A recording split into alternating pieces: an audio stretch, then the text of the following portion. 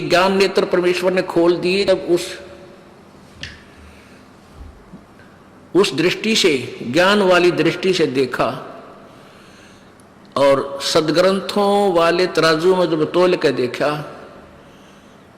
ये सत्यार प्रकाश तो एक अन्य का भी नहीं, पूरा वेद विरुद्ध ज्ञान से परिपूर्ण है। समाज नाश का इसके अंदर पूरा व्यवस्था है, सुधार तो 100 कोस भी नहीं है। तो इन लोगों ने 2003-4 से संघर्ष शुरू किया था। हमने समाचार पत्रों में सारा विवरण दे दिया, अपनी ऐड दे गए। तो बुद्धिमान व्यक्ति तो समझ जाते थे, लेकिन आम व्यक्ति ये सोचता था कि वह महर्षि दानंद पर उंगली उठा हुआ है, रामपाल पागल है। महर्षि दानंद तो बड़े विद्वान पुरुष थे। एक दंत कथा के आधार से हमने उनको एक सुप्रीम जो है ना विद्वान मान रखा था। अगर ये महर्षि होते तो दास के सिर में दर्द थी कि भाई मैं इनको गलत कहूं, मेरे जैसा नीच नहीं जाए किसी महापुरुष के बारे में गलत शब्द बोला, जुबान कट जानी चाहिए, इतना पाप है इसका। तो ऐसी गलती दास नहीं कर सकता। तो उनके पास जो समाचार पत्रों में उनके कति पोल खोल दी, उनके पास कोई विकल्प नहीं रहा आर्य समाज के आचार्यों के पास।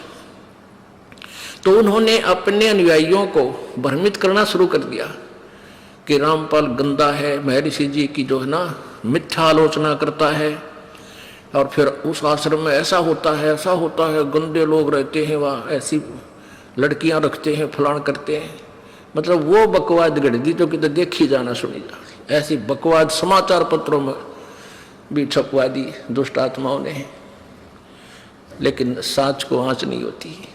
अब वो कोर्ट तक नहीं जा सके कि ज्ञान के ऊपर कोई उंगली उठा दे। अगर उनको गलत लगता था मैदान में आते, न्यायालय में जाते, अगर उनको जरा सा भी कोई पॉइंट मिल जाता तो तुरंत जाते वो। लेकिन वह दाल ना गली तो ऐसे बकवाद शुरू कर दी। ऐसे ही सभी संतों के बारे में दास ने 10 वर्ष से कंटिन्यूस करता आ रहा है कि तुम्हारा ज्ञान गलत है, तुम्हारी भक्ति साधना गलत है, तुम शास्त्र विरुद्ध साधना बता रहे हो। और इस परमेश्वर के सार संदेश में एक विशेष सब्जेक्ट, एक विशेष अध्याय बना रखा है जिसमें सबकी कति पृष्ठ वाइज लिख रखा है कि ऐसे ऐसे आपके उस पुस्तक पे ऐसा लिखा है, उस पे ऐसा लिखा है, जो कति वेद विरुद्ध, संत मते के विरुद्ध है। कोई नहीं बोलता, ज्ञान पे नहीं बोलता, और बकवाद ये कितनी कर लो वो बात अलग है। तो क्रोथा कांड करवाने का उद्देश्य था कि रामपाल को जनता तो मरवा दे या स्वयं मार दे जाके, ताकि थारी पोल ना खुल जाए। अरे दुष्टो, परमात्मा के बच्चों को तुम अंधा बनाकर रखना चाहते हो, उसी से दूर रखना चाहते हो। जालिम लोगों, तुम्हारा कहाँ ठिकाना होगा। लेकिन अब शिक्षित समाज है, अब देखना क्या होगा। अब वो समय आने वाला है, दुनिया थूक्या करेगी इन दुष्टों को। अरे निकम्मे, तुमने ऐसा जुल्म किया, हम 10 वर्ष पहले आ जाते शरण में, आज 10 वर्ष बाद आना पड़ा हमने तुम्हारे द्वारा की गई बकवादों को सच्चा मान के। पुण्यात्माओं, एक कथा है, एक बंजारा था, ये पुरानी कथाएं हैं। एक बंजारा था, बंजारा होता पहले बिजनेसमैनों को बंजारा कहा करते थे। और वो बिजनेस कैसे करते थे, जैसे किसी सेठ साहूकार से पैसे एडवांस ले लिए और फिर किसी दूसरे शहर से जाकर बैलों के ऊपर, बैल होते थे, बैलों के ऊपर गधे की तरह बोरा रखते थे, थैला, उसमें किसी में चावल 10-20 बैलों में चावल, 10-20 बैलों में शक्कर, 10-20 बैलों में खंड, किसी में दाल, न्यू भर के और दूसरे स्थान से दूसरे स्थान पर सेल कर कहा करते। उसमें किसी में लाभ हो जाता, किसी में हानि। यानी ऐसे उनका बिजनेस करते थे बैलों के ऊपर। पहले ट्रांसपोर्ट, ऐसा यही ट्रांसपोर्ट थी पहले। तो बंजारा जो था, उसने एक शहर में एक सेठ से 10-20 हजार रुपये लोन ले रखा था। और उस सेठ का जब उसका समय हो गया, कितने समय के बाद मैं तेरे दे दूंगा, वो नहीं दे सका। उस साहूकार ने काफी दबाव दिया, भाई मेरे पैसे दे, बहुत समय हो गया। उसके पास एक कुत्ता था बंजारे के पास, बहुत ही वफादार। तो सेठ को उस बंजारे ने उस कुत्ते के गुण बताए कि ऐसे ऐसे ये कुत्ता बहुत ही वफादार है और हम जंगल में रहते, हमारी जरा सी भी चोरी नहीं होने देता, बहुत दूर से बहुत सूझबूझ से शत्रु को काबू कर देता है।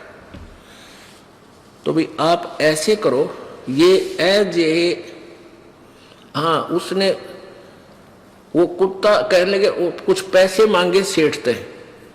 तो सेठ बोला भाई मुझे कुछ थोड़ी बहुत धरोहर दे, कुछ आभूषण दे ताकि मैं तुझे पैसे दे सकूं। तब उसने उस कुत्ते के गुण गिनवाए कि मेरे पास ये कुत्ता सबसे जो है वैल्यूएबल है, ये सबसे कीमती वस्तु है मेरी, और आप इसको गिरवी रख लो और मुझे 20,000 रुपये दान दे दो। पहले 20,000 था, 20 लाख के बराबर थे। तो सेठ ने सोचा भाई ठीक है, कुत्ता रखवाली भी करेगा, बढ़िया, बताओ बंजारे कुत्ते बहुत अच्छे होते हैं। वो ले गया। अब वो ले गया तो क्या हुआ, एक दिन सेठ के घर पर चोर आ गए, चोर के डाकू आ गए और बंदूक, तीर, गोली ले रखी बंदूकें। अब कुत्ता बैठा था, उसने सोचा यदि तू शोर करेगा तुझे भी मारेगा और तेरे मालिक ने भी मारेंगे ये पैसे जिसके पास वो रखवाला रह रहा था। तो कुत्ता बोला नहीं, सोने का बहाना कर दिया। अब वो डाकू थे, पैसा काफी उठा के बहुत सारा पैसा लेकर चल पड़े। अब कुत्ता दूर से देखता रहा उनको, उसके पीछे पीछे चलता रहा। उन्होंने जाकर के एक वृक्ष के नीचे गड्ढा खोद कर उसमें दाब दिया, क्योंकि सूर्य उदय होने वाला था और वहां खूब ऐसे ही सूखा रेत डाल के ऐसा कर दिया जैसे यहां कुछ नहीं दाब रखा। उस स्थान को देखकर कुत्ता वापस आ गया। उधर से सेठ और वहां के लोग जागे, देखा कि बड़ा नुकसान हो गया सेठ का, तो कई लाख रुपए का नुकसान हो गया। सोना चांदी गहने पैसे बहुत ले गए लोग। तो बहुत हाहाकार मची, बहुत दुखी हो गए।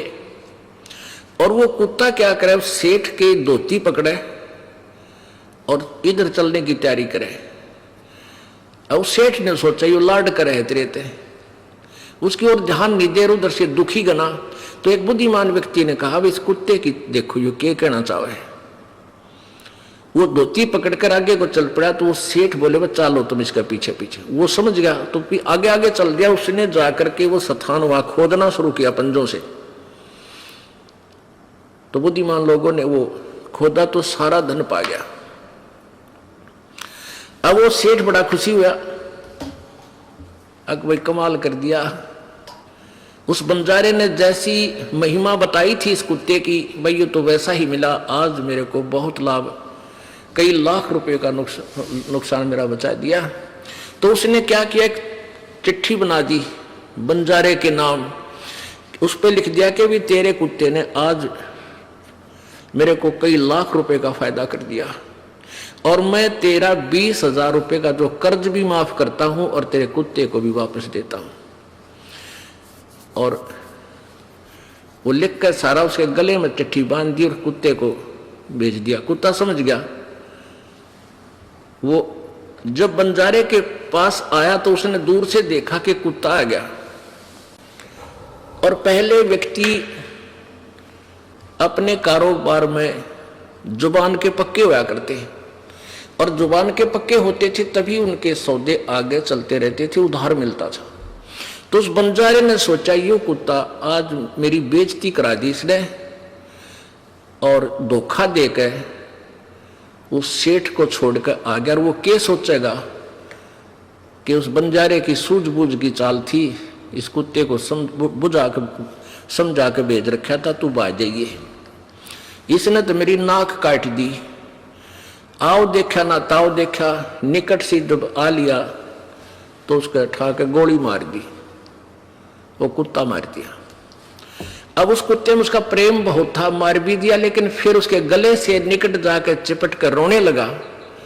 उसके हाथ में वह पर्ची आ गई। उसमें जब उसको पढ़ा और तेरा गजब हो, तने तो गलत मार दिया, इसके गले में आप चिट्ठी तो पढ़ लेनी चाहिए थी, बाद में क्यों दंड देता। तो पुण्यात्माओं, प्रथम तो यह है कि परमात्मा जिसके साथ होता उसका कोई कुछ बिगाड़ नहीं सकता।